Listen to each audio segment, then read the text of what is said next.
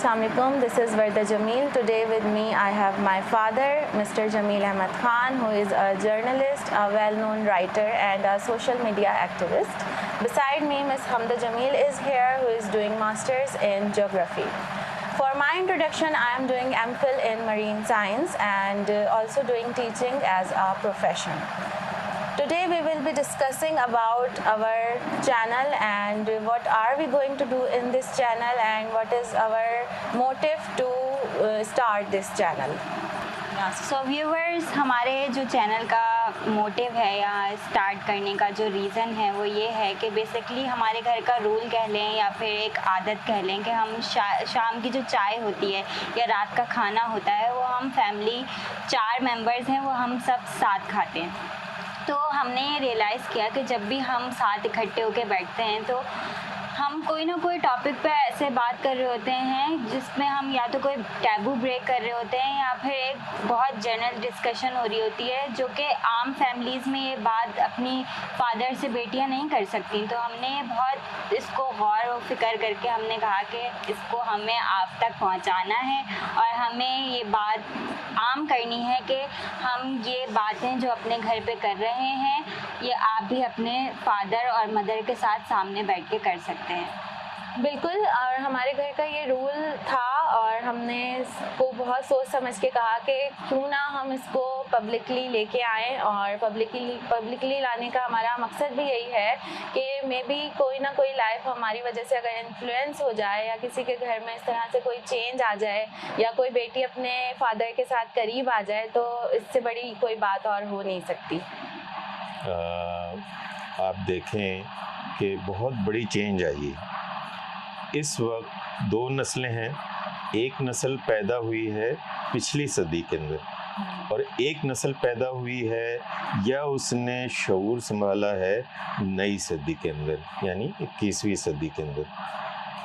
हम जिस नस्ल से ताल्लुक़ रखते हैं यानी मैं, वो पिछली सदी की नस्ल है और ख़ासी क़दीम हो चुकी है। हमने कैसेट प्लेयर चलाया है, मेरे बच्चों ने नहीं चलाया।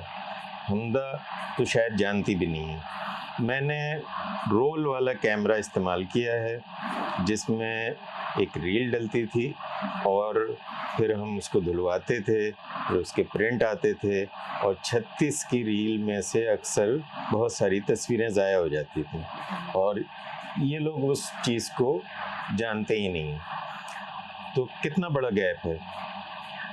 मैंने रेडियो से अपनी मतलब मेरा जब मेरे शऊर का आगाज़ हुआ तो मैंने रेडियो सुनना शुरू किया। रेडियो से मेरी उर्दू बेहतर हुई, उसमें मुझे बहुत कुछ सीखने को मिला। हम रेडियो पे इंडियन गाने सुना करते थे, पाकिस्तानी गाने भी उस वक्त बहुत अच्छे होते थे। तो वो दौर बिल्कुल अलग था और बहुत तेज़ी से तब्दीली आ रही थी। यानी जब मैंने होश संभाला तो टेलीफोन का तसव्वुर तक नहीं था कि घर में टेलीफोन हो सकता है। और हम बच्चे माचिस में धागा बांध के 2 माचिस में और एक दूसरे से एक कान पे लगाता था और दूसरा उससे बात करता था और हम ये खेल खेलते थे कि टेलीफोन हमने बनाया। अच्छा, एक बॉक्स लेके उसमें अखबार की तस्वीरें काट के एक रील बनाई जाती थी और उसको एक रोलर पे चढ़ाया जाता था चिपका के और फिर वो घुमाया जाता था और पीछे एक मोमबत्ती या छोटा बल्ब साइकिल का वो लगा के हम उसको टीवी बनाते थे। ये बच्चे उस दौर से नहीं गुजरे हैं और उनके तस्वुर में भी नहीं है कि वो कैसा दौर था। आज जनरेशन गैप इसलिए नहीं है कि हम वो दौर से गुजरे हैं और आज ये उस दौर से नहीं गुजर रहे, ये वजह नहीं है मेरे ख्याल में। मैं ये समझता हूँ कि उसकी वजह यह है कि जहन नहीं मिल पा रहे हैं। उस यानी आज मेरी उम्र के तमाम अफराद, बल्कि मुझसे ज़्यादा उम्र के बहुत सारे लोग सोशल मीडिया इस्तेमाल कर रहे हैं, एंड्रॉयड फ़ोन इस्तेमाल करते हैं, तमाम गैजेट्स उनके पास हैं और वो तमाम दुनिया की नित नई सहूलियात से बहरावर हो रहे हैं, फैज़याब हो रहे हैं, और जो भी आप उनसे कहें वो कर देते हैं, उसमें उनको कोई परेशानी नहीं होती। लेकिन मसला ये कि उन्हें पता ही नहीं है कि उनका बच्चा जो मोबाइल इस्तेमाल कर रहा है उसमें वो क्या कर रहा है, और वो सोचना भी नहीं चाहते। और मैं बहुत सारे ऐसे दोस्तों को जानता हूँ जो मेरी इस मिसाल का मिस्दाक बन सकते हैं कि वो बज़ाहिर तो बहुत मॉडरेट नज़र आते हैं, लेकिन वो अपने बच्चों से कनेक्टेड नहीं है, इसलिए कि वो ये समझते हैं कि उनका काम बच्चों को ये सहूलियात फराहम कर देना है और उनकी दुनिया अलग है। Yes. और ये बच्चे, इनको इस हद में रहना चाहिए और इस हद से उन्हें आगे नहीं बढ़ना चाहिए।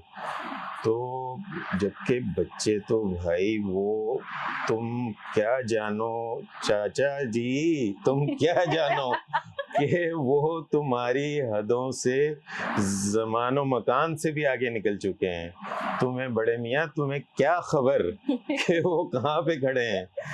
तुम पहले अपने आप को इस खोल से निकालो और उस ज़माने को समझने की कोशिश करो, दुनिया को देखो, दुनिया कहाँ जा रही है।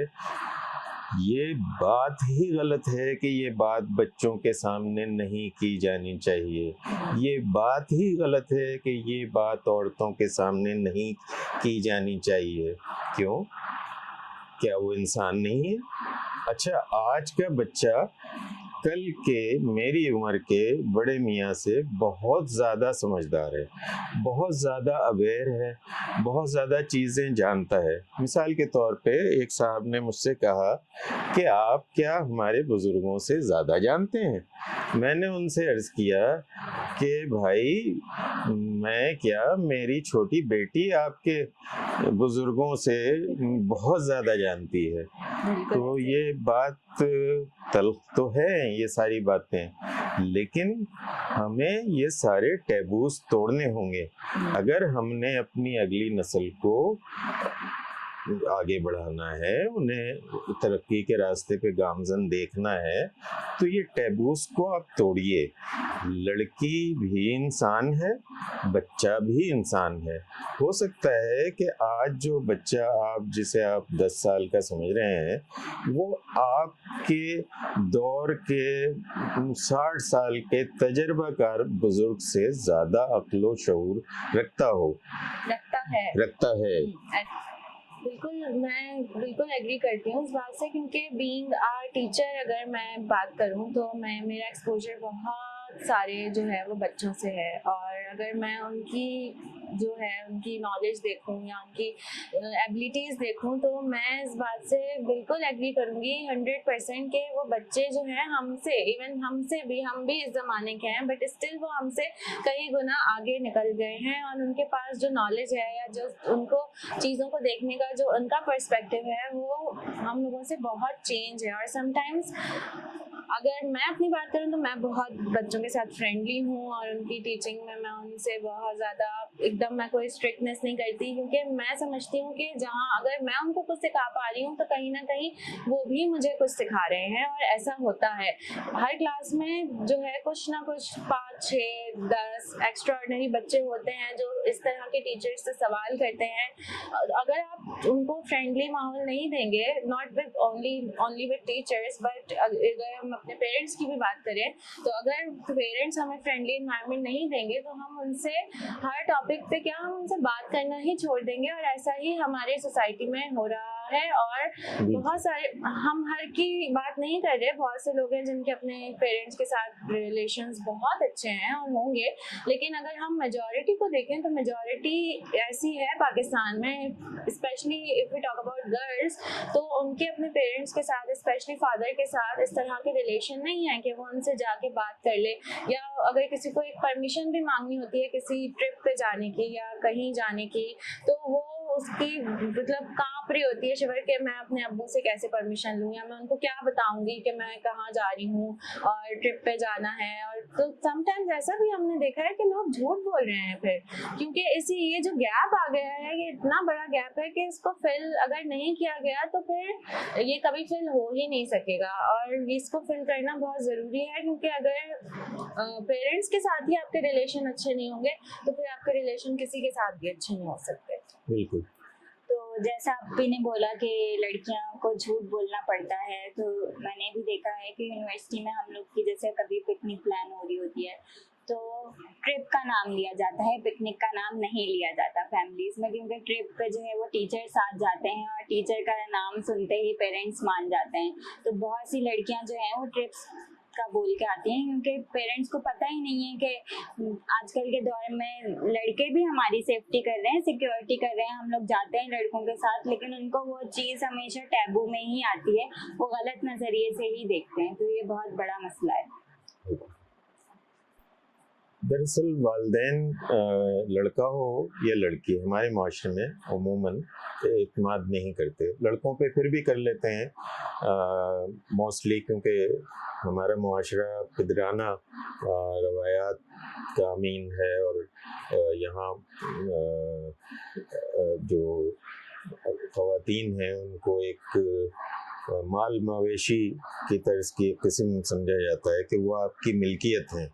बेटी हो, बीवी हो, वो बाप की मिल्कियत है, और बहन भाई की मिल्कियत है, और माँ जो है वो उसकी किसकी माँ है वो उसके बाप की मिल्कियत है। मतलब ये तमाम जो रिश्ते हैं वो आज़ाद नहीं हैं, वो किसी न किसी के हाथ में उनकी डोर बंधी हुई है, बल्कि डोर ना कहें, लगामें बंधी हुई हैं। वो लगामें उनकी गलों में पड़ी हुई हैं, वो जब वो खींचते हैं या ढील देते हैं तो वो चलती हैं, खींचते हैं तो वो रुक जाती हैं। तो ये सारा मुआशरा इसी तर्ज पे चल रहा है। इसको मुख्तलिफ इन्होंने रवायात और मुख्तलिफ रसूम का नाम दे के, तक़द्दुस का जामा पहना के इसको अपनाया हुआ है, और इससे बहुत ज़्यादा मसाइल पैदा हो रहे हैं। और इस पर बहुत कुछ लिखा जा चुका है, बहुत कुछ बोला जा चुका है, बहुत सारी किताबें लिखी गई हैं इन रवायात के जो असरात हमारे मुआशरे पे पड़ रहे हैं, ख़राब असरात से हमारा मुआशरा आज 21वीं सदी में भी इंतहाई पस्त और ज़िल्लत में पड़ा हुआ है। उसके ऊपर बात की जाती रही है। हम कोई नई बात नहीं कर रहे, लेकिन हम अपनी एक जो सोच है वो आप तक पेश करना चाह रहे हैं कि अगर लड़की बाहर निकलती है तो उसको एतमाद दें, वो अपने पैरों पे खड़ी हो सके, उसके अंदर इतनी खुद एतमादी हो कि वो आला से आला मकाम तक पहुँचे। और ये हमारे मुल्क में इस तरह की बेशुमार मिसालें हैं जिनको आप देख सकते हैं कि हमारे मुल्क की ख़वातीन ने क्या क्या कारनामे किए हैं, और हम मुख्तलिफ फील्ड में वो काम कर रही हैं। छोटे से छोटे मामूली शोबों से लेके बड़े से बड़े हसास शोबों तक आप चले जाएं, वहाँ ख़वातीन अपनी ज़िम्मेदारियाँ निभा रही हैं। तो इसके बावजूद ऐसा क्यों है कि ये सारी मिसालें देखने के बावजूद भी आज हमारे मुआशरे की अक्सरियत ख़वातीन पे एतबार क्यों नहीं करती? ये सारे मसाइल हम मुख्तलिफ मौक़ों पे डिस्कस करेंगे। अपनी बेटियों के साथ मैं हूँगा और मेरी बेटियाँ होंगी आपके साथ, और इंशाल्लाह ये हमारा सिलसिला जारी रहेगा। Over to you. बिल्कुल, और इस सिलसिले को जारी रखने के लिए हमें आपका सपोर्ट भी चाहिए होगा। अगर आपको हमारी बात पसंद आए तो ज़रूर हमें आपका सहारा, सपोर्ट, प्यार बहुत ज़रूरत है हमें इस चीज़ की, क्योंकि हम जो है कोई अनोखा काम नहीं कर रहे। बिल्कुल हम वही बातें यहाँ करेंगे जो हम डेली बेसिस पे अपने, जैसे हमदा ने बताया कि हम अपनी डाइनिंग टेबल पे खाना खाते हुए करते हैं, तो वही डिस्कशन हम आप तक पहुँचाएंगे। तो हमें इंतज़ार रहेगा कि हम आप तक अपनी तमाम बातें, हमारा पर्सपेक्टिव, हमारी सोच वो आप तक लेके आए और हम अपने फादर से कौन कौन से टॉपिक्स पे क्या क्या किस तरह से डिस्कशन करते हैं, क्या गुफ्तगू रहती है हमारी, वो सब हम आप तक पहुंचाएंगे। तो stay tuned and we will be right back. अल्लाह हाफिज़।